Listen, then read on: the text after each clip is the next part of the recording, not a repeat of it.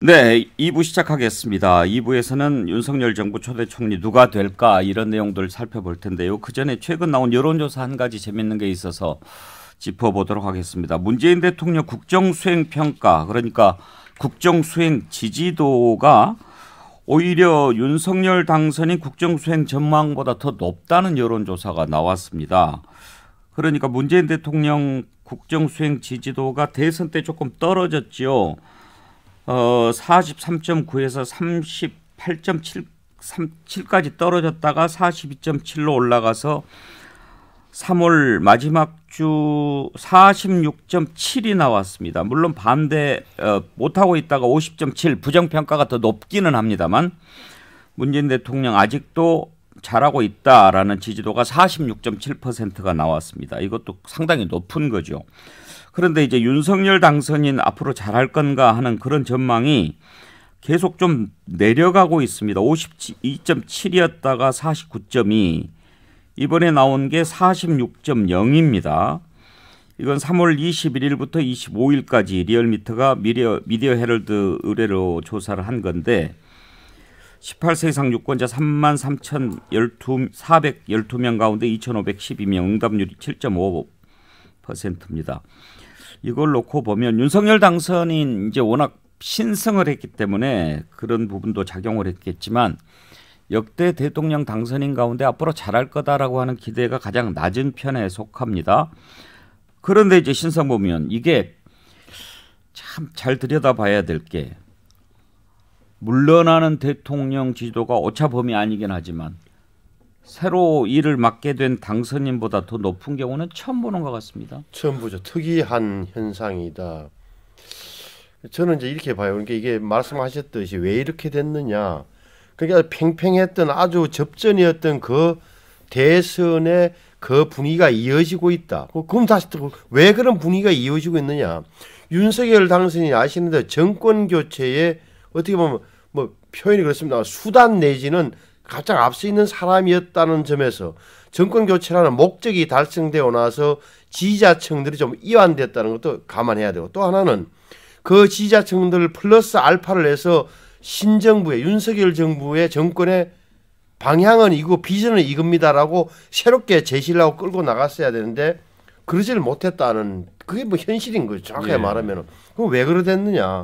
아시는 대로 뭐 이게 용산 문제 같은데 좀 너무 힘을 많이 오래 뺐다고 보여요. 다시 말해서 비지지자층이 적어도 조금은 지지자층으로 돌아올 수 있도록 정교하게 세팅을 해갖고 밀고 갔어야 되는데 그걸 못했다. 물론 지지 안 했던 분들이 강한 반대층으로 돌아섰다는 징후는 별로 없습니다만 적어도 이재명 후보, 민주당 지지자층들이 아직도 몸을 웅크린 채 다음 기회를 엿볼 수 있도록 뭐 이렇게 뭉쳐있게 만든 것은 정치적으로 미숙하고 현명하지 못하였던 거죠. 결국 앞으로가 더 중요한 건. 어떻게 보면 지금 윤석열 당선인 지지도가 그러니까 잘할 것이다라고 하는 예상치가 낮은 게 길게 봐서는 꼭 나쁘란 법은 없어요. 그렇죠? 왜냐하면 너무 높은 기대 속에서 출발했다가 확 꼬꾸라지는 것보다는 이렇게 했다가 나중에 높아지는 게 좋기는 하겠지만 그래도 이제 문제는 맨 처음에 52.7이었는데 이게 내려가 가지고 지금은 잘 못할 거다가 49.6으로 더 많거든요. 혹시 당선인 측에서는 이 부분 조금 우려의 시선으로 보고 있습니까? 어떻습니까? 당에서도 마찬가지로 굉장히 걱정스럽게 지켜보고 있지 않을까 저는 생각을 합니다. 앵커께서 말씀 주셨을 때 좀 장기적인 시점으로 보게 되면 처음에 기대감이 낮더라도 진정성을 다해서 국민들께 보여드리면 차분히 지지도를 올릴 수 있을 거라고 생각되는데 문제는 6월 1일 조금 뒤면은 지방선거가 도래됩니다. 예. 여소야대 정국에서 출범하게 될 정부이기 때문에 이 새 정부에게 이번 지방선거가 갖고 있는 의미는 남다를 겁니다. 지선에서 국정 동력을 확보해 줄 때만이 여소야대 의석에도 불구하고 국민의 민심의 힘을 바탕으로 새로운 정부가 국정 동력을 형성해 나갈 수 있을 건데 이런 여론의 흐름들이 만약 6월 선거까지 지속되게 되면 지방선거에서 대통령 선거보다 안 좋은 결과를 나타낼 수 있다는 가능성도 배제할 수가 없는 거죠. 그렇게 되게 되면 민주당 입장에서는 170석이 넘는 거대 의석을 가지고 사사건건 새 정부가 하려고 하는 정책에 반발할 수 있는 가능성이 있기 때문에 저는 상당히 좀 우려스럽게 상황을 지켜보고 있고요. 하지만 국민의 민심이라는 건 언제든지 변할 수 있는 상황 아니겠습니까? 지금 따끔한 회초리를 조금 일찍 들어주신 게 아닌가라는 생각을 늘 무겁게 가지면서 어디에서부터 국민분들께서 이런 민심을 가졌는가? 조금만 말을 보태면 저는 첫째도 둘째도 셋째도 민생이라고 생각하거든요. 국민들이 걱정하는 거 부동산 문제 제발 해결해달라고 했는데 이 목소리가 좀 뒤늦게 나왔습니다. 지금 자동차를 타고 지나가다 보면 주유소 가기가 무섭거든요. 기름값이 너무 많이 오르고 차가 많이 줄었어요. 실제로 많이 줄었습니다. 예. 기름값에 연동되는 게 다 물가로도 이어지고 있기 때문에 고통스러워하는 서민들이 상당하고요. 이런 일들을 어떻게 해결해 줄 것인가에서부터 시작을 하고 정쟁을 조금 더 뒤로 물릴 수 있는 해법들을 찾게 되면 저는 민심들은 차근차근 돌아올 거라고 생각합니다. 당선인이 당선 이후에 그런 모습들을 좀 더 많이 보여주었으면 좋았을 텐데 이 용산 집무실 이전 문제로 너무 블랙홀이 생겨가지고 아마 그런 부분에서 좀 손해를 봤을 것 같아요. 여론의 추이를 아마 다 쭉 지켜보고 있을 거고요. 지금 삼청동에 있는 기자실을 통이동 대통령 집무실이 있는 쪽으로 옮겨서 수시로 소통하겠다는 의지도 가지고 있는 만큼 그런 내용들 겸허하게 경청하면서 변화시켜 나갈 거라고 생각합니다. 그것 말고 또 무슨 뭐 요인이 있을 것 같습니까? 글쎄요. 저는 뭐 이런 식이라면 정말 국민들이 5년 동안의 국정 운영에 대한 불안감이 생기고 있을 것 같아요.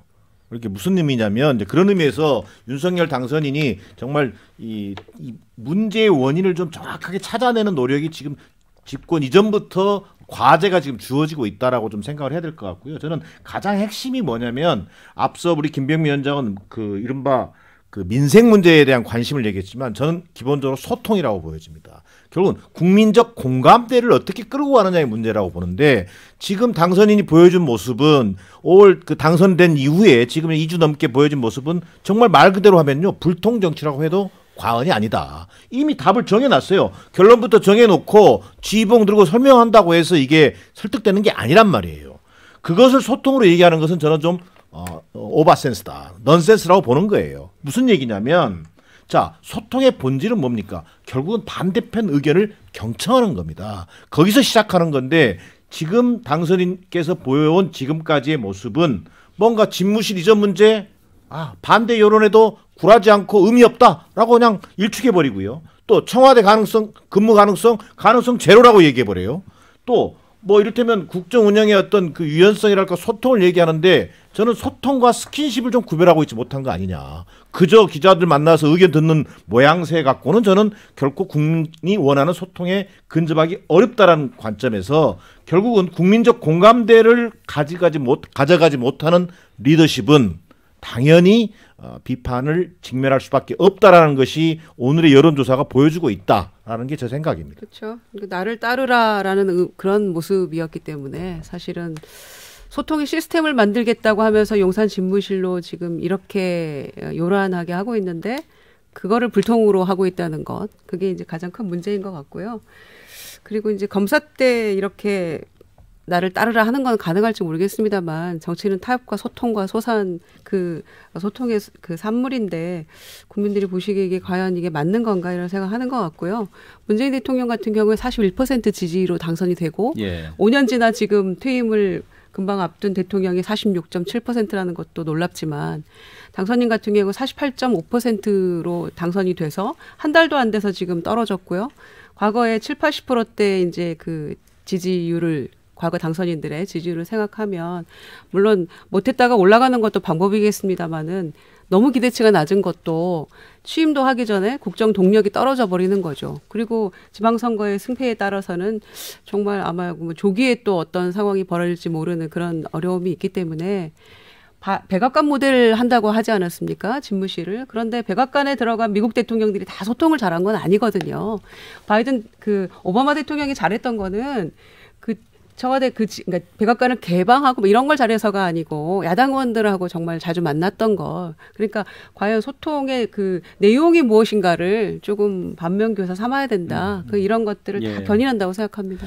자, 이제 지지율이 낮은 것 이것은 이제 항상 후보가 스스로를 돌아볼 수 있는 좋은 약으로 쓰면 또 좋지 않겠습니까? 그런 점에서 가장 이제 관심이 모아지는 게 초대 내각 인선입니다. 국무총리를 누구로 할 건지 또 초대 내각 인선하는 걸 딱 보고 아 기대를 가져볼 만하다 이렇게 할 수도 있을 거 아닙니까?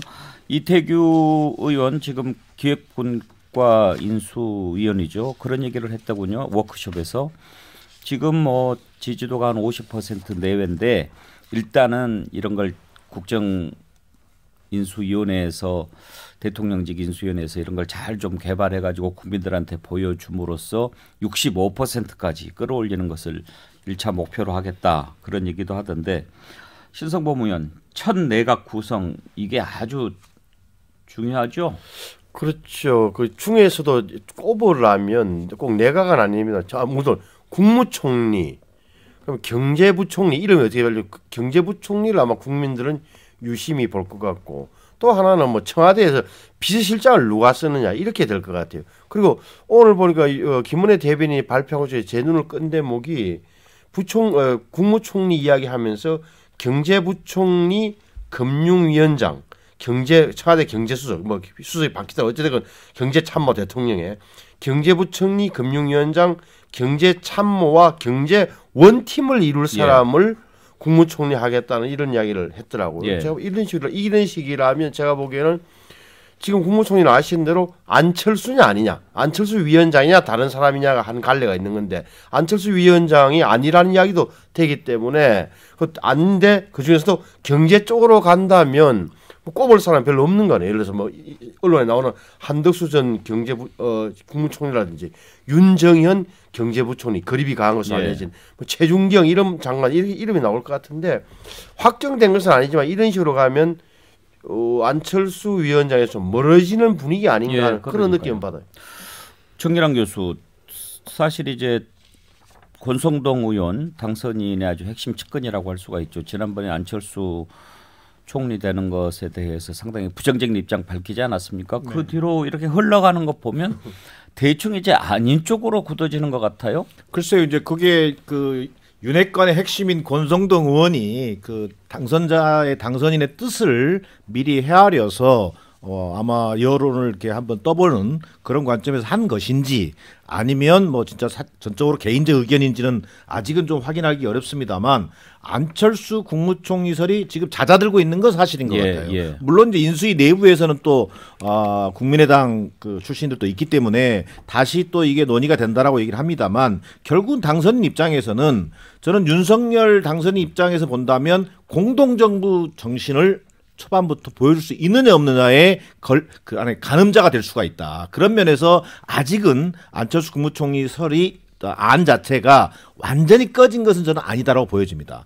물론 안철수 그 대표가 인수위원장이죠. 인수위원장이 안랩 주식 등 뭔가 좀 근본적으로 해결해야 될 문제가 있단 말이에요. 이런 속에서 본인이 당권이라든지 이런 쪽으로 선회한다라고 하는 보다 분명한 입장이 있기 전까지는 윤석열 당선인 입장에서는 공동정부 정신에 입각해서 국무총리 안을 무작정 폐기하기는 좀 어렵다라고 보는 것이 맞겠다라는 생각이고요. 김병민 위원장한테 한번 물어봅시다. 그래야 될 상황인 것 같습니다. 저는 마지막으로 한 말씀만 보태면 어쨌든 윤석열 당선인 입장에서는 공동정부도 중요하지만 경제 민생 문제의 어떤 사령탑으로서의 국무총리를 인선하는 것에 가장 매력적으로 볼 가능성은 저는 커 보이는 상황인 것 같습니다. 분위기가 어떻습니까? 저 잘 모르겠는데요. 다만 제가 옆에서 지켜봤던 당선인의 모습을 보면 내각 구성에선 첫째도 둘째도 셋째도 실력이라고 저는 생각합니다. 실력. 진짜 지금 봉착해 있는 난관을 풀어낼 수 있는 또 짧은 기간 안에 검증된 실력을 갖고 이거를 발휘할 수 있는 사람을 고민하지 않을까라는 상상을 좀 하게 되고요. 근데 그 실력에 반드시 겸비돼야 되는 게 우리 의석이 몇 석 없지 않습니까? 국무총리는 과반 이상의 동의가 필요하기 때문에 민주당도 동의할 수 있는 인사여야 되고 그러면 민주당이 어떻게 해서 동의할까를 우리가 알 수가 없잖아요. 거기서 가장 효과적인 건 윤석열 당선인의 대해서 민주당이 날석에 비판하지 못했던 이유가 청문회를 거치면서 문재인 대통령이 청와대가 검증을 해서 윤석열 검찰총장을 시켰고 그 당시 청문회에서 민주당이 앞다퉈서 박수쳤던 인물이 윤석열 당선인이었던 겁니다. 그렇게 고민해 봤을 때 민주당에서도 선뜻 청문회에서 공격하기가 부담스럽고 내로남불로 비춰질 수 있는 인물들까지 고려하게 된다면 조금 더 내용들이 좁혀질 수 있지 않을까 이런 상상을 해보게 됩니다. 김병민 위원장 얘기만 들어가지고는 안철수 국무총리설은 좀 사라지는 느낌 아닌 것 같죠? 예. 안철수 위원장은요, 국무총리가 됐든 아니면 지금 인수위원장이 됐지 않았습니까? 또 이제 조금 있으면 합당을 해야 됩니다. 앞으로 있게 되는 윤석열 정권에서 어떤 위치, 어떤 자리에 있든지 간에 공동정부 정신을 구현하기 위해서 큰 역할을 할 거라고 생각하기 때문에 하나를 딱 정해놓고 생각하지는 않아도 좋지 않을까. 굳히기로 들어가는 굳히기 것 같아요. 그렇습니다. 총리의 가능성도 살아있다. 네. 아니 제가 걱정할 문제는 아닙니다만은 안철수 위원장의 총리 후보설이 이제 좀 사라진다면 그토록 원했던 행정 경험은 어떻게 되는지 궁금하고요. 그 소위 단일화 할 때 제가 행정 경험 안 해봐가지고 행정 경험 해보고 싶다 그랬잖아요. 예. 그래서 그런 부분들이 심히 염려가 되고요.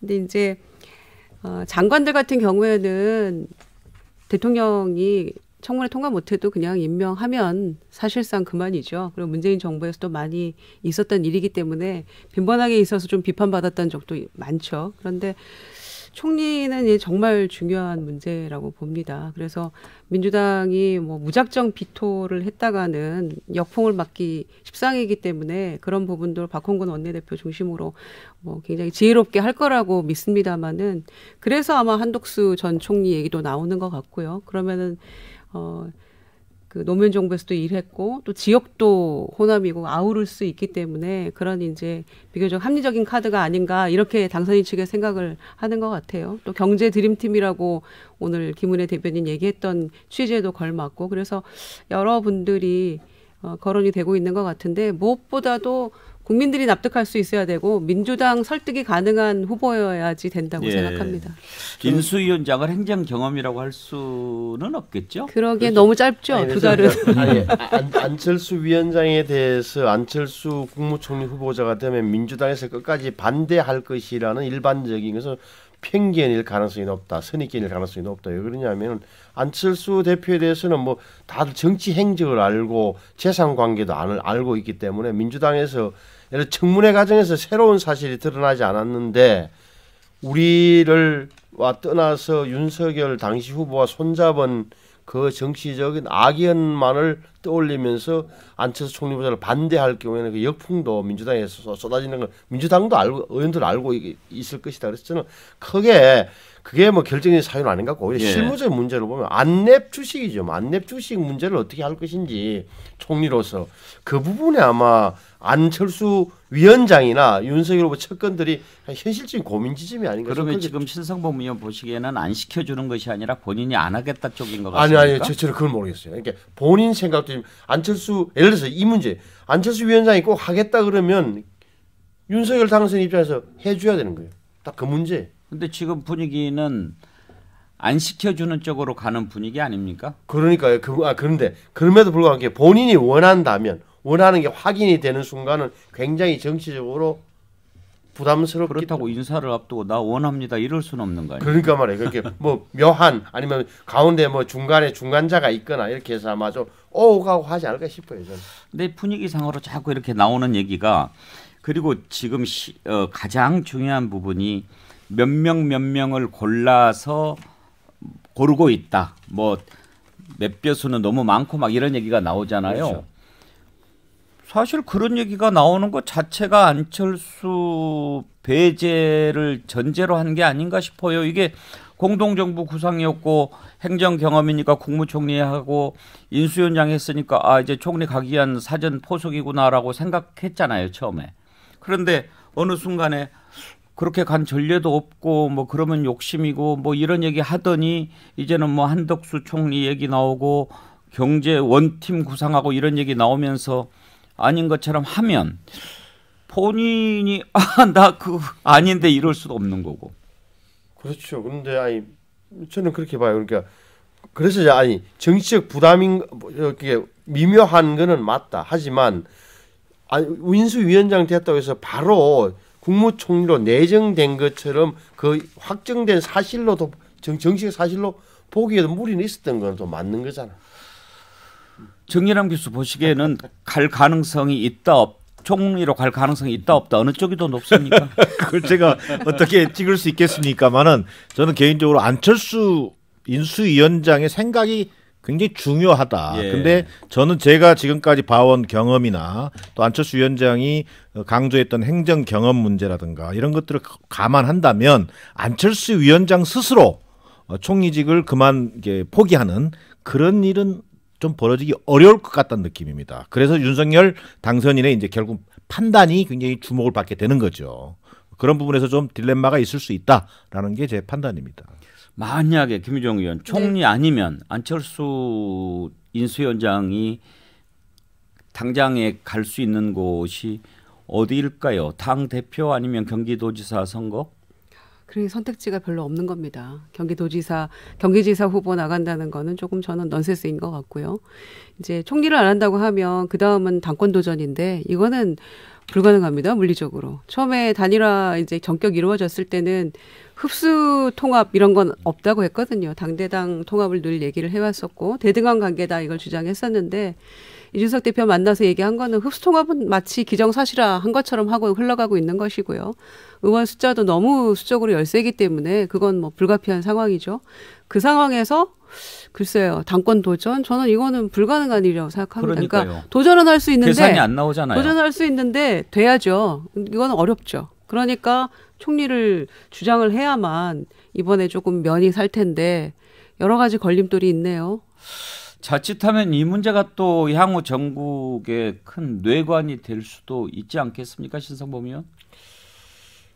진짜 미묘하죠. 뭐 미묘한 문제니까 이게 참 권력 운용, 다시 그러니까 용인술 이런 게 모든 게 참 종합적으로 국민들이 다 기존에 들었던 이야기는 있고 언론 보도 충분히 돼 있고 어떻게 선택할지 저도 참 이거 뭐 정치 평론가 입장에서 뭐 말을 할 수 있겠습니다만은 윤석열 후보나 그 이른바 윤석열 후보에 영향을 미치는 원로 그룹도 있을 텐데 그분들이 어떻게 윤 당선인에게 어떤 의견을 제시할지가 저는 좀 가장 변수라고 봐요. 만약에 안철수 대표가 나중에 나는 당했다 뭐 이렇게 나오면 아유.